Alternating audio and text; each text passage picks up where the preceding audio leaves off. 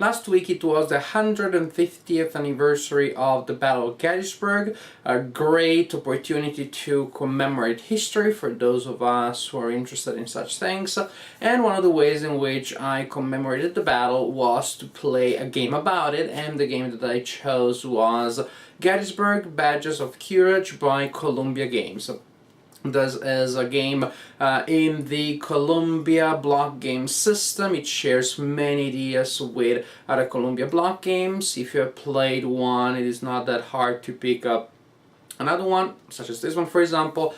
It shares basic ideas such as blocks represent units, and blocks are kept vertically facing the opponent player, so that creates fog of war. The opponent doesn't really know which of your units are where. Units are rotated to keep track of the level of strength that remains to the unit, and then they're rotated back in that direction when they regain strength. Just a lot of mechanical advantages come from the block system, and it is a system that I like very much. I always look forward to playing games in this system. In this case, I also had the added motivation of a theme that was so important and relevant historically due to the commemoration. So I played Gettysburg, Badges of Courage, and now I'm going to tell you about the game itself and what I think about it. This is the map of the game. It is printed on cardstock. It is not super attractive. I don't find the colors very appealing. The graphics are okay. But it is graphically functional. You definitely know which hexes do what in terms of terrain, which hex sites will determine which effects, and so on and so forth.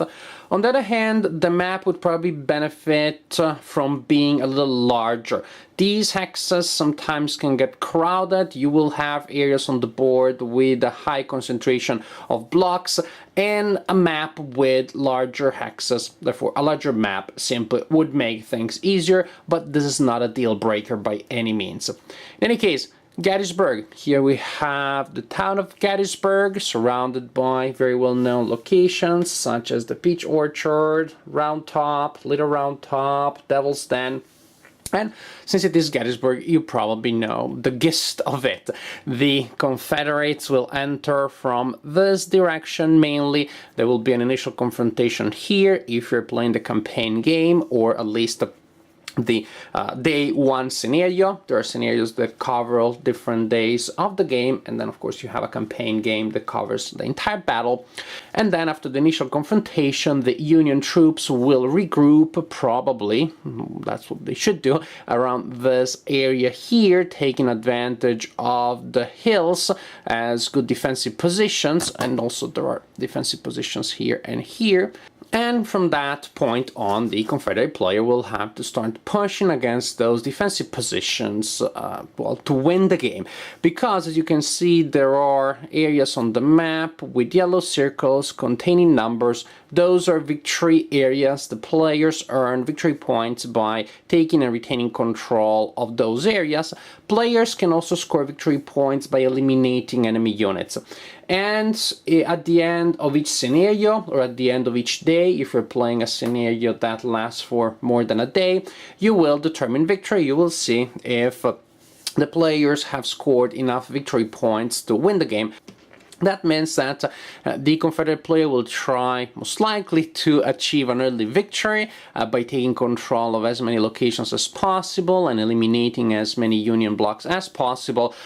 Because if the Confederate player doesn't win the game early on, then things become particularly complicated, because the Union blocks, well, yeah, they can reach good defensive positions, they receive a lot of reinforcements, and the Confederate player has no option but to push against those very good defensive positions, which usually results in a bloodbath for the Confederate units. Well, we're talking about Gettysburg, right? So you're aware more or less of how the story goes.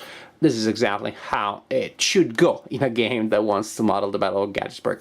The blocks that you see here on the board are not blocks that have to do with any setup. They're simply blocks that I place there to show you one of the things that I like the most in this design, which is the chain of command. Let us get a little more close and personal. Here we go. chain of command. You have headquarters on the board for both sides, and the headquarters may be army headquarters, divisional headquarters, corps headquarters, and there is, well, a chain of command that goes from the top of the army to headquarters that are at lower level in the hierarchy, and then down to the individual blocks that represent troops. You use the chain of command in 2 phases in each turn. One is during the command phase at the beginning of the game, when headquarters will spend points by, well, you flip them by 90 degrees to record the fact that they spent one of their strength points, and headquarters spend those points to place units in their group under their command in command. Units that are in command can attack during the turn. So actually being in command here, it seems to me that mainly means to receive supplies so that you can fight against the enemy, so that you can start a melee.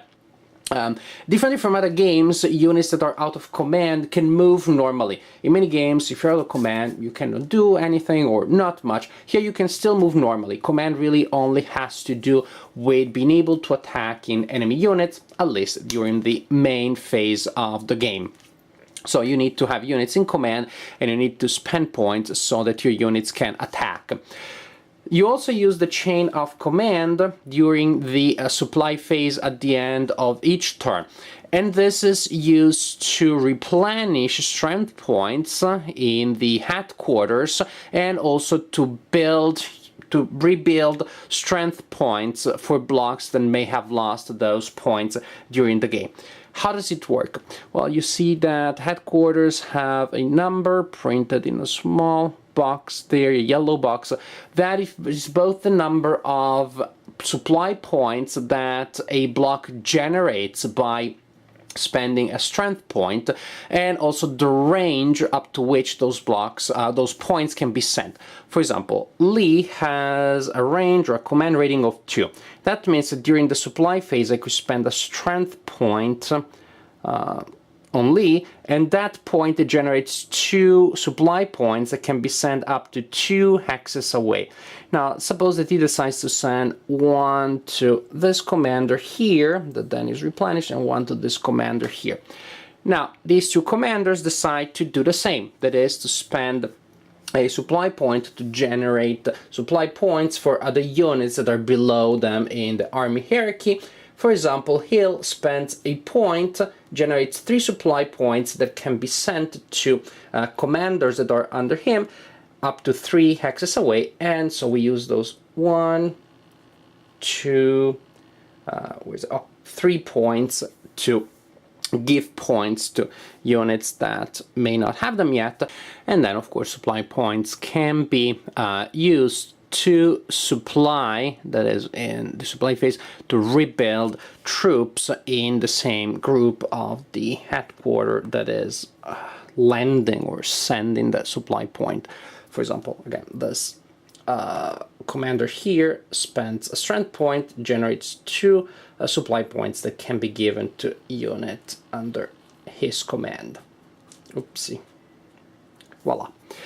Each turn starts with the command phase, during which commanders can spend points to place units in command, to place troops in command. Then you have a fire phase, during which the active player can use his units to fire against the enemy.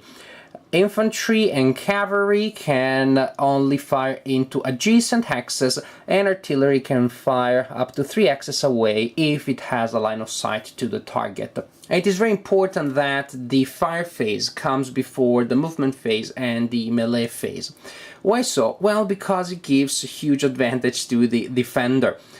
Fire phase is before movement, and then when movement is resolved, units that move need to stop to end movement when they move adjacent to enemy units.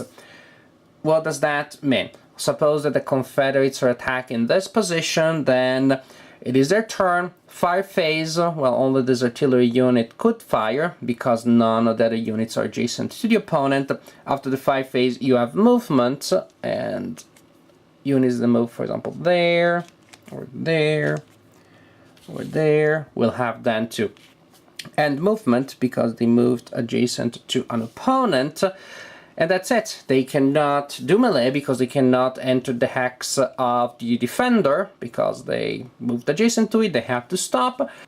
Then next time that the Union activates, the Union will use its fire phase to fire against the attackers that approached. Then actually the Union, in this case, could even use their move and melee phase to enter the hex of the opponent to start a melee. If that doesn't happen, or if it happens, then it is resolved, whatever. Then in any case, it is only the next time that the Confederate player activates that the Confederate player can finally move his attacking units into the hex of the defender to start a melee there.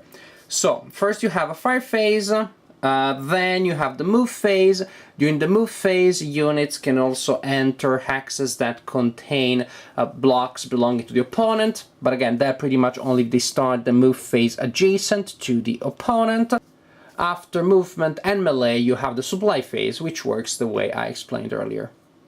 Combat may happen during the fire phase or during the melee phase.